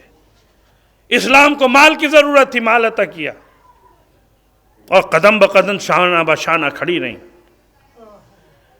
اور زینب کبریٰ اس منزل تک لے کر آئی۔ یہ فاطمہ کا کردار، ماں نے ایسی تربیت کی ہے۔ جب شہزادی کی ولادت ہوئی ہے تو عالم بڑے ماحول بہت کشیدہ تھا، بہت کشیدہ ماحول تھا۔ کفار قریش کی بیویاں، جبکہ اصول یہ ہے کہ جب کسی کے ولادت ہوتی ہے تو خواتین آتی ہیں، کوئی نہیں آیا۔ خدیجہ پریشان و نگران۔ ایک مرتبہ گھر میں کچھ بیویاں داخل ہوئیں، کہا خدیجہ میں مریم ہوں، میں سارہ ہوں، میں ہاجرہ ہوں، میں آسیہ ہوں، گھبرانا نہیں، اللہ نے جنت سے ہمیں بھیجا ہے تمہارے ساتھ۔ یہ فاطمہ کی ولادت کا موقع ہے۔ عزیزان گرامی، اتنی عظمتیں ہیں فاطمہ کی، تو مجھے بتاؤ تاریخ کو پھر فاطمہ کے ساتھ کیا کرنا چاہیے تھا؟ اسلام و مسلمین کو، حکمرانوں کو پھر کیسا سلوک کرنا چاہیے تھا؟ جس کے در پہ ستارے اتریں، اللہ کا رسول جسے سلام کرے، جس کے احترام کے لیے کھڑے ہو جائیں، جس کے استقبال کے لیے آگے بڑھیں، جس کے گھر میں آئے تطہیر اترے، جو آئے حلاتا کا مصداق ہو، جو مباہلہ کی مرکز ہو، جس سے آئے تطہیر کا تعارف ہو رہا ہو، اس کے لیے پھر حکمران اسلام کو کیا کرنا چاہیے؟ کہ حکمران اسلام نے کیا کیا؟ حکمران اسلام نے کیا یہ کہ فاطمہ جب اپنے گھر سے نکلی اور نکلنے کے بعد وہ باغ فدق کہ جو پیغمبر نے اپنی بیٹی کو وراثت میں دیا تھا، اس کو مانگنے کے لیے اپنے گھر سے نکلی ہیں۔ ام ایمن ساتھ میں ہیں، حسن و حسین ساتھ میں ہیں، ایک مرتبہ دربار میں داخل ہوئی۔ اب مجھے بتاؤ، جس کا احترام اللہ کا نبی خود کھڑے ہو کے کرتا ہو، اس کے لیے اس موقع پر حکمران وقت کو کیا کرنا چاہیے تھا؟ قضا اللہ کے رسول کی سنت پر سارے مسلمان عمل کرتے ہیں، کہ عمل کرتے ہیں، بالکل عمل کرتے ہیں۔ تو سنت کہتے کسے ہیں؟ سنت کے معنی کیا ہے؟ قول پیغمبر، فعل پیغمبر اور تقریر پیغمبر۔ جو پیغمبر کہیں وہ سنت۔ بھائی توجہ رکھے جانے گرامی، آخری منزل ہے۔ جو پیغمبر کہیں وہ سنت، جو کریں وہ سنت، اور جو ہوتا ہوا دیکھ کر خاموش رہیں وہ سنت۔ قول، فعل، تقریر۔ تقریر یعنی اقرار۔ اقرار، آپ پیغمبر کے سامنے وضو میں 2 مرتبہ چہرے پہ پانی ڈال لیں، پیغمبر نے کچھ نہیں کہا، اس کا مطلب وہ سنت پیغمبر۔ اور بہت سی مثالیں دی جا سکتی ہیں۔ تو قول، فعل، تقریر، پیغمبر جو کہیں وہ سنت، جو کریں وہ سنت۔ پیغمبر نے کہا فاطمہ کیا ہے، وہ تمام چیزیں سنت۔ پیغمبر نے کیا کیا؟ فاطمہ آئی تو احترام کے لیے کھڑے ہو گئے۔ میں تو اسی موضوع بات کر رہا ہوں، اور بہت ساری مثالیں ہیں، اسی مثال کو لے لیجئے۔ پیغمبر آتی تھی تو کھڑے ہو جاتے تھے۔ تو مجھے بتائیں، اگر سنت پیغمبر پر چل رہا تھا اس وقت کا دین اور اس وقت کا حکمران، تو جب پیغمبر آئے تھے تو تبھی کھڑے ہو جانا چاہیے تھا پورے دربار کے ساتھ۔ تو یہاں پر آپ سنت سے خارج، یہاں پر آپ بھئی آپ نے تو وہ کام کیا ہی نہیں۔ اس لیے اب یہ ایک مسئلہ ہے یہاں بہت نازک، کہ آپ بیٹی کے لیے اٹھ جاتے تھے تو اور سخت ہو جائے گا مسئلہ۔ اگر پیغمبر وہاں بیٹی کے لیے اٹھ رہے تھے تو پھر اب چاہیے ہر باپ اپنی بیٹی کے لیے اٹھے۔ اب مثال کے طور پر میں ہوں، میری بیٹی ہے، اب اگر پیغمبر کی سنت پہ میں عمل کرتا ہوں تو میری بیٹی جتنی بار میرے سامنے آئے میں کھڑا رہوں، تو یہ تو دن بھر اٹھا کر بیٹھا کی ہوتی رہے گی۔ اس کا مطلب یہ ہے کہ پیغمبر بیٹی کے لیے نہیں اٹھتے تھے، پیغمبر جزو رسالت اور جزو نبوت کے لیے اٹھتے تھے۔ اگر بیٹی کے رشتے کے لیے اٹھتے تو پھر آج تمام مسلمانوں کو جو کہتے ہیں کہ ہم سنت پیغمبر پر ہیں انہیں اٹھنا چاہیے۔ کہا نہیں صاحب وہ بیٹی کے لیے نہیں اٹھتے تھے، عظمت فاطمہ کے لیے اٹھتے تھے۔ تو اگر عظمت کے لیے اٹھتے تھے تو ابھی تو پیغمبر کو گئے ہوئے دن کتنے گزرے۔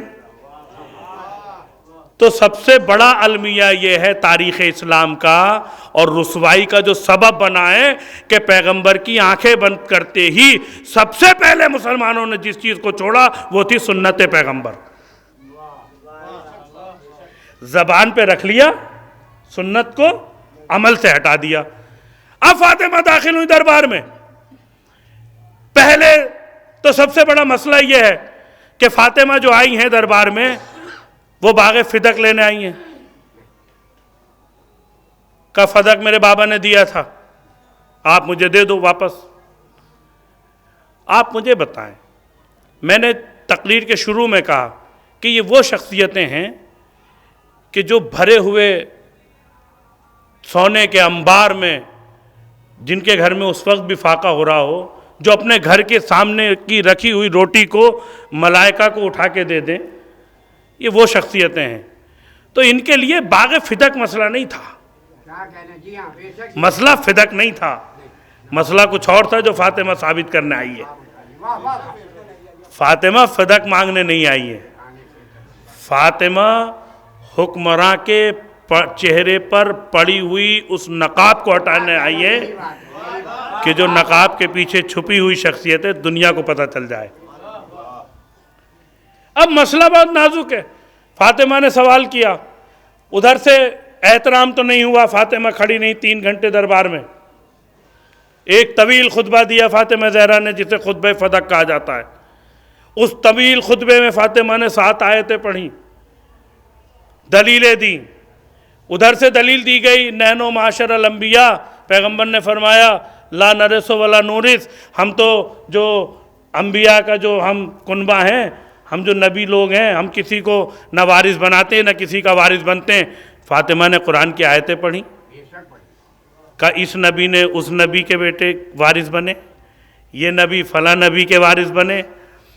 اس کے بعد کہا اچھا آپ ثابت کر دیجئے.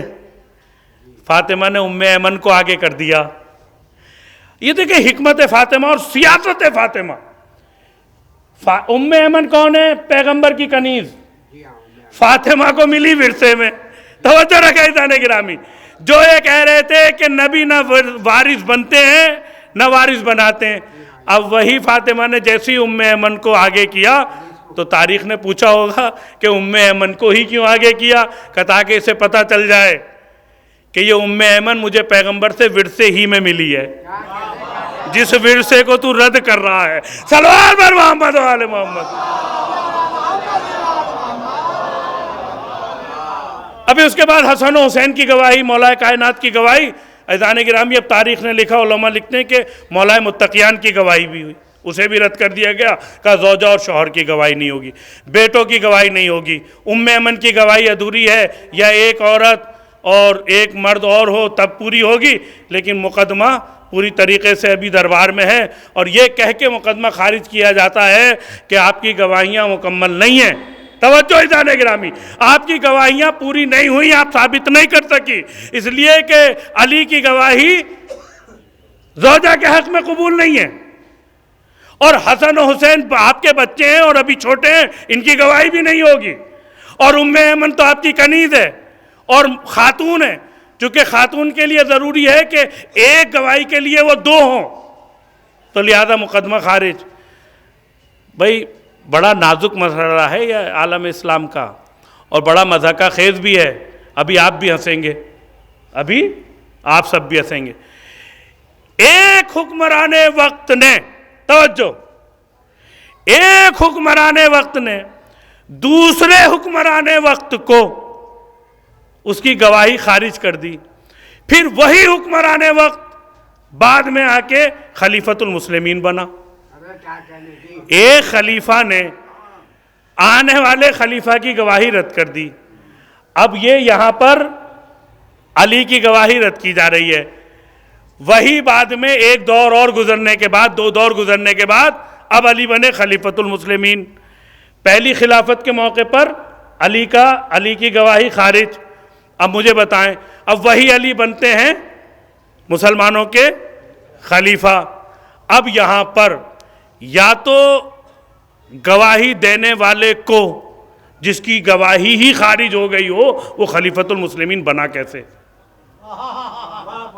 یہ تو مقدمے بعض لوگوں کی بستی ہے نا، بہت مقدمے کا تجربہ رکھنے والے لوگ ہیں. توجہ رکھیں تھوڑی سی. جسے آپ نے خارج کر دیا جس کی گواہی کو، ایک خلیفہ کی، اب وہ پھر جس کی گواہی بھی قبول نہ ہو اس کی خلافت قبول ہو رہی ہے. تو یا تو یہ گواہی دینے والے کی خلافت خارج ہو یا گواہی خارج کرنے والے کی خلافت خارج ہو. صلوات بڑھے بر محمد و آل محمد. نہیں، بالکل سامنے کی بات ہے، کوئی اختلافی بات نہیں ہے، سامنے کی بات ہے. آج کی کسی عدالت میں لے جا کے رکھ دو مقدمہ. اچھا حسن و حسین کی گواہی خارج، تو پھر اس کا معاملہ کیا ہوگا کہ جب حسن نے کہہ دیا کہ تو غلام زادہ ہے، تو کہا گیا غلام زادہ ہے. بیٹا روتا ہوا باپ کے پاس پہنچا، کہا ابا حضور آج تو حسن نے مجھے غلام زادہ کہا. کہا بس اتنا ہی تحریر کرا کے لے آؤ. کہا پھر آپ کیا کریں گے؟ کہا جب مر جاؤں کفن میں ساتھ رکھ دینا. ان حسن و حسین کی گواہی رد ہو گئی.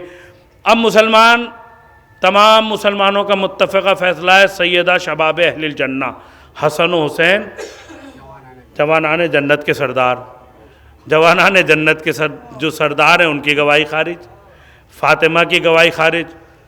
ایک کسی بہت ان پڑھ سے آدمی نے مناظرہ ہو رہا تھا باغ فدق کا، کھڑا ہوا سنتا رہا، جاہل آدمی تھا، زیادہ سمجھ میں نہیں آیا. بھائی اتنا سمجھ میں آیا، بھائی سنو ایک منٹ سب خاموش ہو جاؤ، مجھے بس اتنا بتاؤ کہ یہ دینے والا کون تھا؟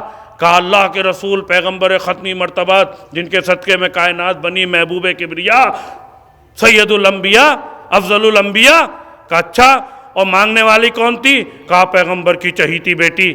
کہا اگر نہیں بھی تھا تو دے دیتے، میں ہوتا تو نہیں بھی تھا تو دے دیتا. ارے یہ دیکھتے مانگ کون رہا ہے. صلوات بر محمد و آل محمد.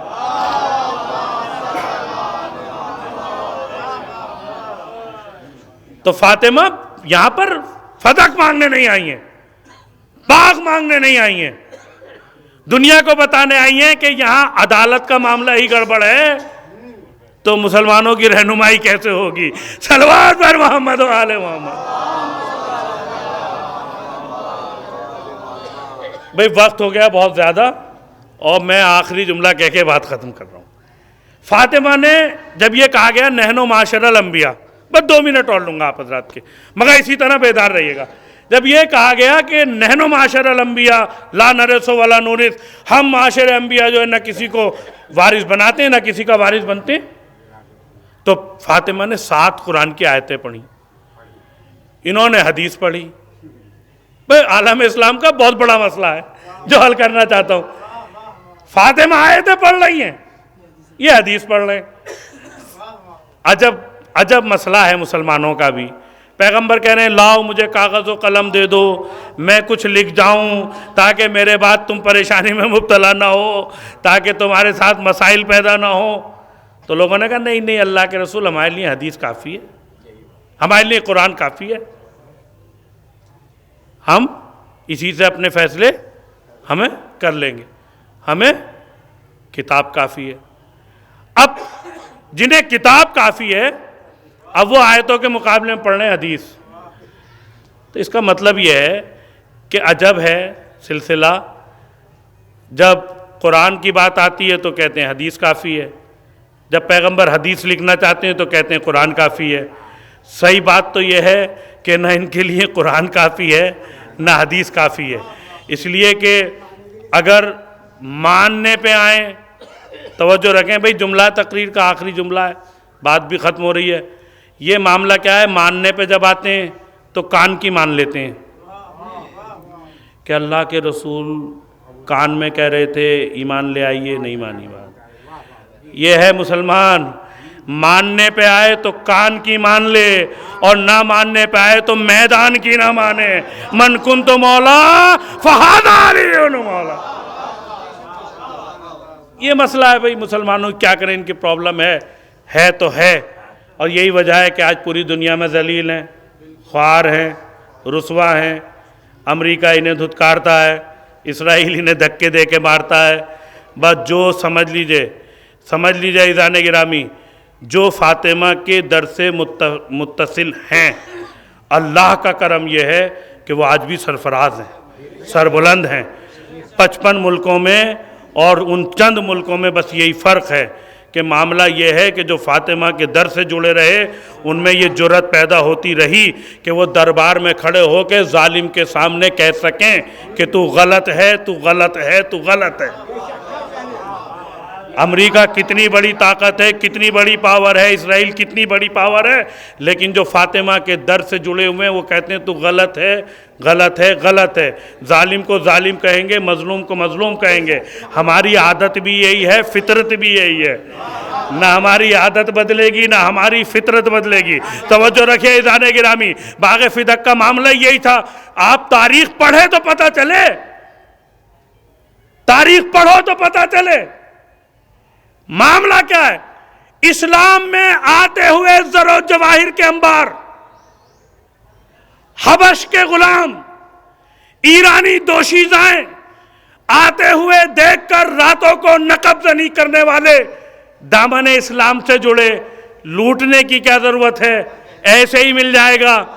تو جو لٹیرے تھے عادت بدل کے اسلام میں آئے.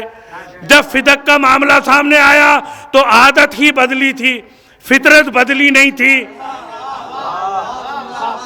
موقع لگتے ہی پھر نقب مار دی. صلوات بر محمد و آل محمد.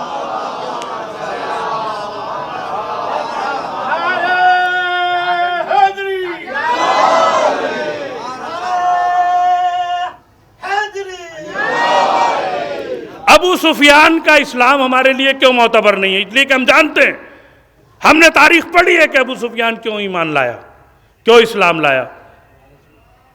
یہ چھپے پہاڑوں کے پیچھے چھپ چھپ کے راتوں کو نقب زنی کر کے قافلے لوٹتے تھے. اب انہوں نے دیکھا ارے اسلام تو یہ تو ایسے ہی بیٹھے بیٹھے سونے اور ظواہر اور غلام اور خواتین اور کنیزیں مل رہی ہیں، تو چلو اب اسلام کے دامن میں ہی آ جاؤ. تو پتہ چلا یہ عادت بدل کے آئے تھے، فطرت لٹیری تھی، موقع لگتے ہی پھر ہاتھ مار دیا. اب یہ تاریخی حقیقتیں، ان سے کوئی نہیں بچ سکتا. تاریخ ہے، تاریخ کو جھٹلایا نہیں جا سکتا. فاطمہ سوال کر رہی ہیں. کسی نے خوب جملہ کہا تھا، نہ بھی تھا تو دے دیتے، لیکن مقصد کچھ اور تھا. اب ایک سوال پیدا ہوتا ہے کہ علی نے اپنے دور خلافت میں پھر کیوں نہیں لیا واپس؟ تو علی کی خلافت سے پہلے ہی وہ داماد کو دیا جا چکا تھا، اور علی کے لیے اسی سے پتہ چلتا ہے کہ علی چاہتے جس دن تلوار اٹھاتے اسی دن اسے حاصل کر لیتے. اس لیے کہ جو خیبر کا قلعہ فتح کر سکتا ہے اسے باغ فدق میں موجود کچھ عرب میں کھجوروں کے کچھ پیڑ اس کے لیے کوئی حیثیت نہیں رکھتے. عزیزان گرامی، یہی وجہ ہے کہ علی علیہ السلام نے تلوار نہیں اٹھائی، اس لیے کہ علی کی نگاہوں میں اسلام کی بقا تھی. اور قمبر سے یہی کہا تھا جب دو عورتیں لڑتی ہوئی آئیں اور آنے کے بعد ایک بچے پہ دعویٰ کیا، تو علی نے کہا قمبر تلوار اٹھاؤ اور اس بچے کو 2 حصوں میں تقسیم کر دو، آدھا اسے دے دو آدھا اس کو دے دو، پتہ چل جائے گا اصلی ماں کون ہے. ماں لڑ رہی ہے بچے کے لیے. کہا قمبر آدھا اس کو دے دو آدھا اس کو دے دو. قمبر نے ایک مرتبہ تلوار نکالی، چلانا چاہتے ہی تھے، جو اصل ماں تھی دوڑ کے آگے بڑھی اور آگے بڑھ کے کہا قمبر بچے کو قتل نہ کرو، اسی کو دے دو، کم سے کم زندہ تو رہے گا. اب کہتے ہیں کہ علی نے تلوار کیوں نہیں اٹھائی؟ علی کی نگاہوں میں اسلام کی زندگی اہم تھی، علی کے پاس رہنا اہم نہیں تھا. اسلام زندہ رہنا چاہیے، اسلام باقی رہنا چاہیے. اسی مشن کو فاطمہ آگے بڑھی لے کر، اسلام باقی رہنا چاہیے. فاطمہ چاہتی تو بد دعا کے لیے ہاتھ اٹھا دیتی، اس لیے کہ نصارے نجران یہ بات پہلے ہی کہہ چکے تھے کہ یہ وہ ہیں کہ اگر ہاتھ اٹھا دیں تو پوری قوم ختم ہو جائے. دربار میں فاطمہ نے بد دعا کے لیے ہاتھ نہیں اٹھائے، دلیلیں دیں. 3 گھنٹے کا خطبہ اسی کو زینب نے یاد کیا اور آج آپ تک پہنچا. شہزادی زینب کے ذریعے پہنچا خطبہ فدق. کتنی بعظمت، تو کتنا احترام ہونا چاہیے تھا. اور میں تو کہتا ہوں آج تو اصل تاریخ ہے شہادت کی. آج تو پورے عالم اسلام کو بکھر جانا چاہیے تھا، اس لیے کہ کائنات کی شہزادی کی روز شہادت ہے، فاطمہ کا روز شہادت ہے. وہ فاطمہ کہ جس کے لیے نبی تعظیم کو اٹھیں، جس در پہ آ کے ستارے سلامی کرتے ہوں. سوچو اس در کی کیا اہمیت ہوگی. سوچئے، تصور کیجئے جس در پہ آ کے اللہ کا رسول سلام کرتا ہو، اس در کی کیا اہمیت ہوگی. تو مسلمانوں کو اس در کا کتنا احترام کرنا چاہیے اور کتنا احترام کیا. تاریخ میں ملتا ہے کہ ایک پیغمبر کا صحابی مدینے میں وارد ہوا. وہ ابھی دور مدینے سے دیکھ رہا تھا، اس نے دیکھا دھواں اٹھ رہا ہے اور پیغمبر کی وفات کو ابھی چند روز گزرے ہیں، 2-3 روز 4 روز گزرے ہیں. تو اس نے کہا یہ عربوں نے اپنا دستور کب سے بدل دیا. عربوں کا تو دستور یہ ہے کہ اگر ان کے یہاں کوئی موت ہو جاتی ہے تو کئی روز تک گھروں میں کھانا نہیں بنتا. یہ بنی ہاشم کے محلے سے اٹھتا ہوا دھواں کیسا ہے. وہ نزدیک پہنچا تو کیا دیکھا کہ فاطمہ کے دروازے پہ بھیڑ جمع ہے. فاطمہ علی کو باہر نکال دو کی آوازیں بلند ہوئی تھیں. دروازے میں آگ لگا دی گئی. فاطمہ نے کہا علی کو تمہارے حوالے نہیں کروں گی.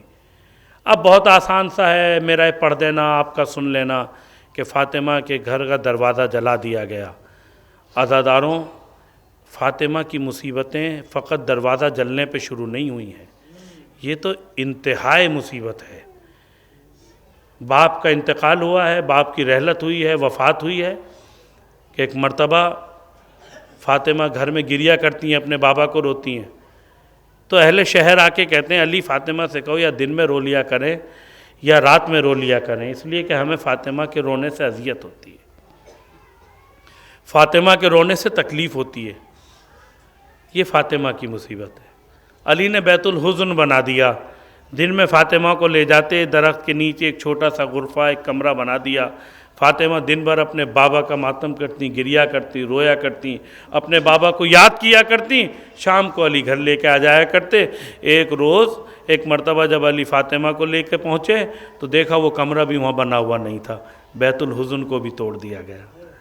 علی دیکھ رہے ہو؟ کہا فاطمہ بڑی مصیبتیں ہیں۔ تو فاطمہ نے ایک جملہ کہا تھا تاروں، صاحبان اولاد ہیں توجہ رکھیے گا، احساس کر لیجئے گا۔ فاطمہ نے ایک جملہ کہا، علی یہ تو میرے مصائب ہیں، علی یہ تو میرے مصائب ہیں۔ علی میں نے سنا ہے کہ جب تم مدینے کی گلیوں سے گزرتے ہو تو اہل مدینہ تمہیں سلام نہیں کرتے، اہل مدینہ تمہیں سلام نہیں کرتے۔ تو ایک مرتبہ مولا متقیان کہتے ہیں فاطمہ فقط اتنا نہیں ہے کہ یہ مجھے سلام نہیں کرتے، فاطمہ میں سلام کرتا ہوں تو میرا جواب سلام بھی نہیں دیتے، میرے سلام کا جواب بھی نہیں دیتے ہیں۔ عزاداروں جب دنیا سے گئیں تو ایک مرثیہ پڑھتی ہوئی گئیں، صبت علیہ مصائب لو انہا صبت علی الایام سرنا لعالیہ۔ اے بابا آپ کے بعد اتنی مصیبتیں پڑی ہیں کہ اگر یہ پہاڑوں پہ پڑ جاتی تو وہ چکنا چور ہو جاتے۔ بابا آپ کے بعد اتنی مصیبتیں پڑی، اگر یہ روشن دنوں میں پڑ جاتی تو وہ رات کی تاریکی میں بدل جاتے۔ بی بی کیا مصیبتیں ہیں، بی بی ایسے کیا مصائب ہیں۔ عزاداروں ایک مرتبہ جب وہ صحابی دیکھتا ہے نا کہ دروازہ جل رہا ہے، دھواں اٹھ رہا ہے، تو ایک مرتبہ جلتے ہوئے دروازے پہ لات ماری گئی۔ جیسے ہی دروازہ گرا پشت دروازے پر فاطمہ کھڑی ہوئی ہے، ارے فاطمہ در و دیوار کے درمیان پس گئی اور دروازے میں نکلی ہوئی ایک کیل فاطمہ کے پہلو میں لگی۔ فاطمہ نے پہلو پہ ہاتھ کو رکھا، فضہ میری مدد کو آؤ، فضہ میری مدد کو آؤ۔ کہا بی بی کیا ہوا؟ فضہ میرا محسن شہید ہو گیا، فضہ میرا محسن مارا گیا، فضہ مجھے بتاؤ، فضہ مجھے سہارا دو۔ ایک مرتبہ فاطمہ نے فضہ کا سہارا لیا، ایک مرتبہ غش کا عالم ہوا، اور جیسے ہی غش سے اٹھی تو اٹھنے کے بعد فضہ سے اتنا پوچھا، فضہ ابو الحسن کہاں ہے؟ فضہ علی کہاں ہے؟ کہا بی بی ریسما نے ستم باندھ کے ابھی گھر سے لے جانا چاہتے ہیں۔ ایک مرتبہ اپنے غم کو بھول گئی اور ایک مرتبہ کہا ابو الحسن کو چھوڑ دو ورنہ میں اپنے سر کے بالوں کو پریشان کر دوں گی، میں اپنے سر کے بالوں کو بکھیر دوں گی، ورنہ ابو الحسن کو چھوڑ دو۔ میں کہوں گا بی بی یہ کوفہ نہیں ہے، بی بی یہ شام نہیں ہے، بی بی آپ نے بس اتنا کہا ہے، اتنی دہائی دی ہے کہ سر کے بالوں کو پریشان کر دوں گی۔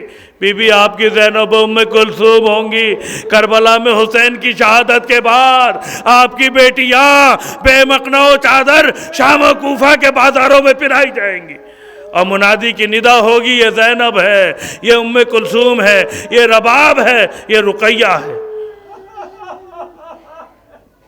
عزادارو ایک ذاکر اسی روایت کو پڑھ رہا تھا، اس مجلس میں ایک ڈاکٹر بیٹھا ہوا تھا، اس نے روایت پڑھی کہ فاطمہ کی پسلیاں ٹوٹ گئی تھیں، گریا ہوا، تمام لوگ اٹھ کے اپنے گھروں کو چلے گئے، لیکن وہ ڈاکٹر بہت دیر تک روتا رہا، وہ روتا رہا، گریا کرتا رہا۔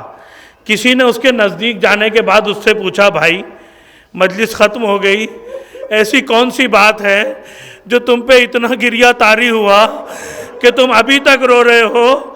تو ایک مرتبہ اس نے کہا بھائی میں ہڈیوں کا ڈاکٹر ہوں، میں ہڈیوں کا ڈاکٹر ہوں، فاطمہ کی پسلیاں ٹوٹ گئی تھیں، مجھے معلوم ہے کہ پسلیاں ٹوٹنے کے بعد کتنی تکلیف ہوتی ہے۔ کہ بھائی کتنی تکلیف ہوتی ہے؟ کہا جب انسان سانس بھی لیتا ہے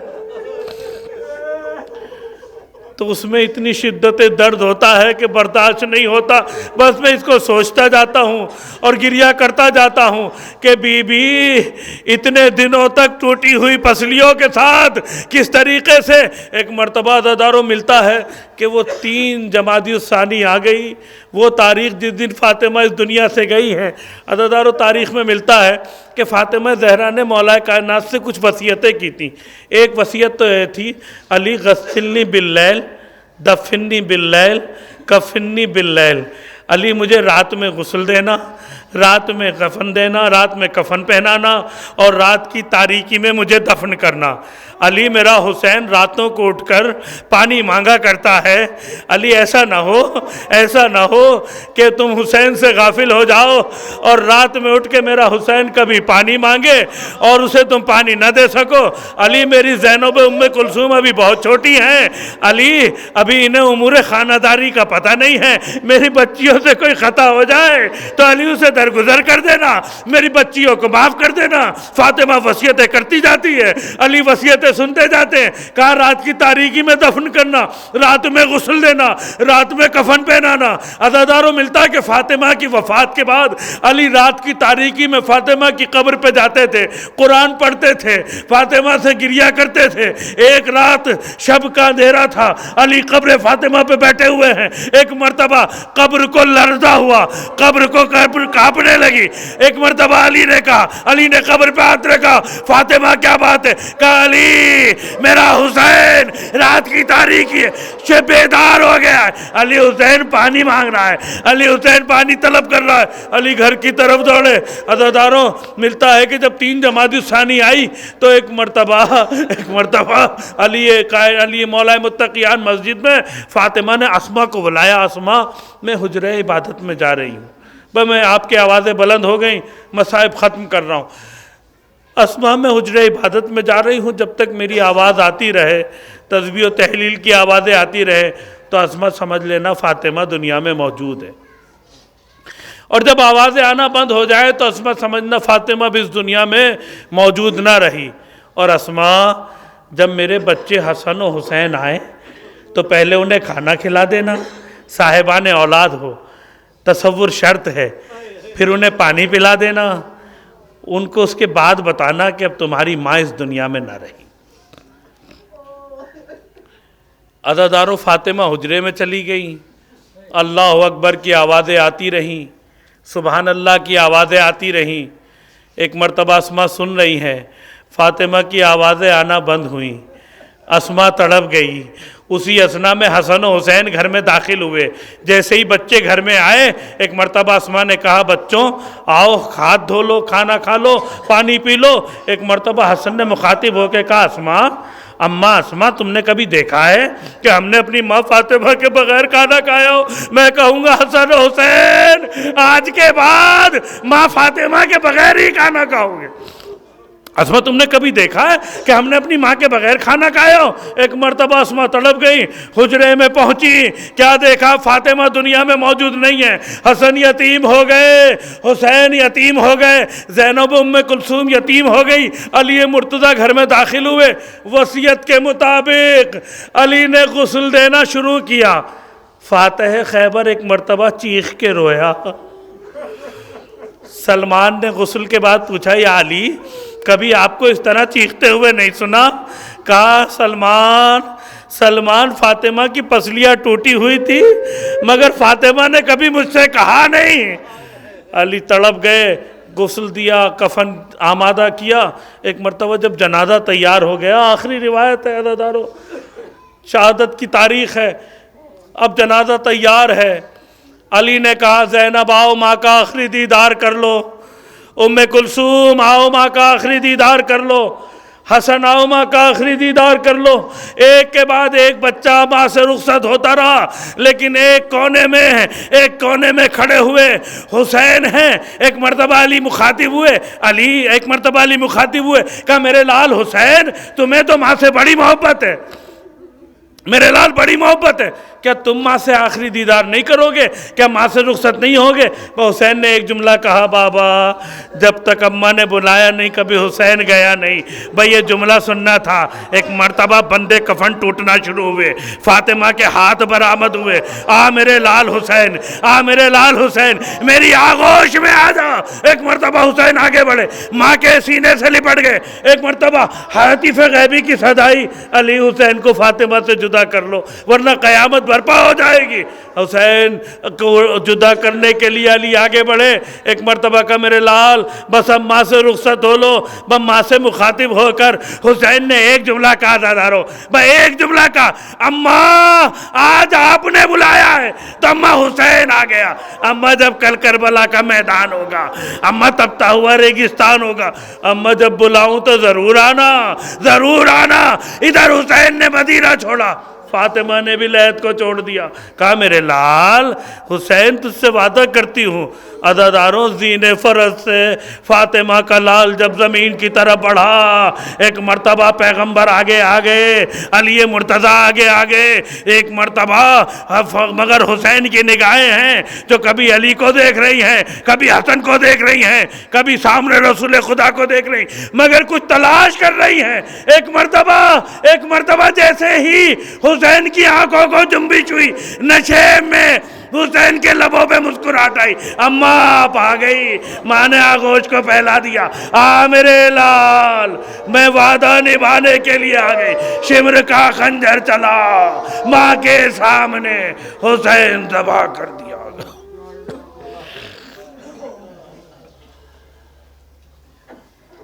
سَيَعْلَمُ الَّذِينَ ظَلَمُوا أَيَّ مُنقَلِبٍ يَنقَلِبُونَ۔